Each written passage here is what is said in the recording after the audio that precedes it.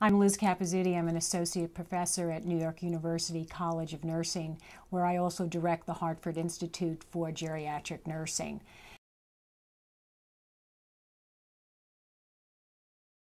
And our focus is to reach every practicing nurse in the United States in order for them to have the basic competencies to care for our growing elderly population.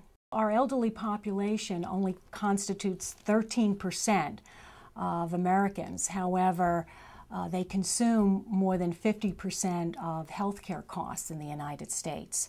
And so the problem is that we have this very large older population, but we have healthcare practitioners that have received little or no training specific to care of older adults.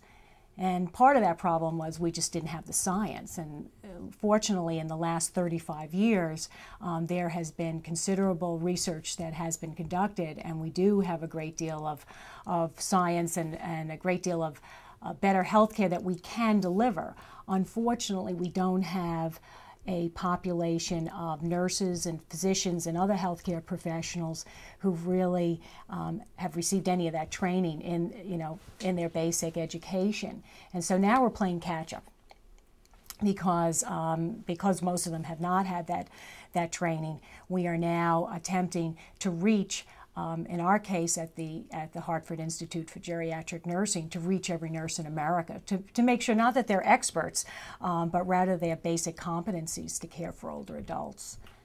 The challenges in caring for older adults for a nurse is really related to some of the health problems that are associated with aging. As our bodies get older, the systems of our body are all aging, and we're more likely to suffer a number of health illnesses and problems, and often multiple problems, and then also receiving multiple medications that have a number of side effects that might cause problems such as a change in mental status. A person may seem confused, but they in fact do not have Alzheimer's disease or another form of dementia, but rather it is a side effect of that medication that may be very unlikely to occur in someone younger versus someone older. And those types of mental status changes can happen for a variety of reasons. For example, a person may be dehydrated, but an older person unfortunately has less of a thirst, the feeling of thirst, and being able to say, I need a drink of water. So they could be dehydrated but not realizing they are, and that may cause them to change their mental status and be confused. And also because of these multiple chronic problems, they're more prone to problems like developing pressure ulcers. And if the person is in bed for too long, they may be developing what we call a bed sore or a pressure ulcer, which could then lead to an infection. So these are the types of problems. One thing leads to another thing, can lead to another thing, and then an older person who came in the hospital for one problem may end up, unfortunately, developing a few other problems along the way. And that's because of their vulnerability and that they're more prone to these types of complications.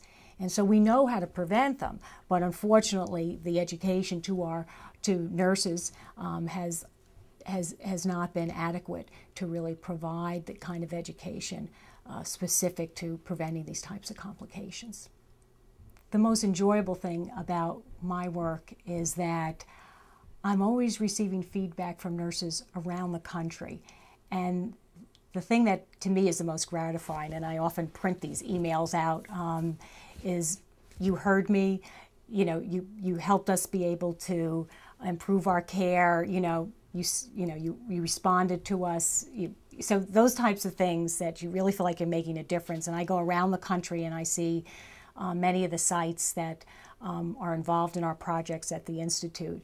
And when I get that feedback to say, I was able to help our patients because you have this great thing on your website, this great tool on this website that we've used and we've integrated in our electronic medical record, and to hear that it really makes a difference and it's really improving care, because ultimately that's what we're about, is about improving the care for older adults. And I became a nurse and began my career in geriatrics 25 years ago when that wasn't very popular.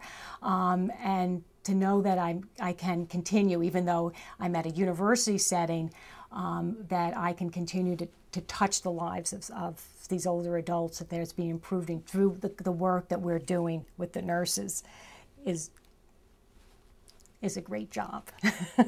It makes me feel very, very fortunate.